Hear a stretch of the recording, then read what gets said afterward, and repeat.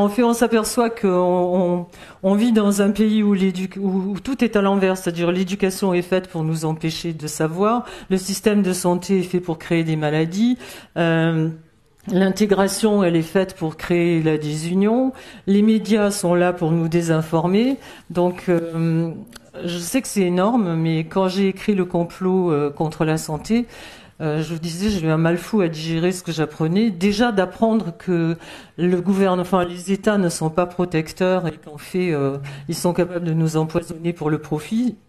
C'était déjà énorme pour moi de voir comment ils nous traitaient quoi.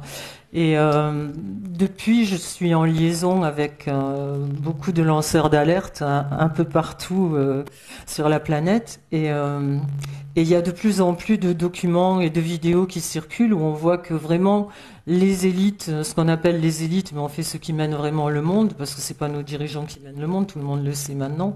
Euh, Ces gens-là n'ont pas des intentions vraiment bonnes à notre égard, quoi.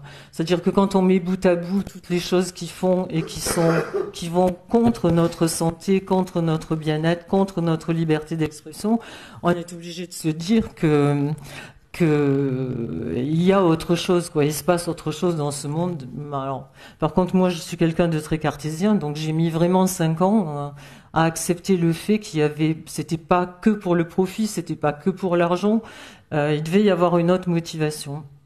Et en fait, quand on voit tout ce qui nous fait du mal, on se dit et que c'est le même plan, on se dit que effectivement ces gens-là le disent, mais on veut pas les écouter. Mais il faudrait peut-être un jour les écouter. Ils ont vraiment des visées eugénistes, voire sataniques à notre égard, quoi.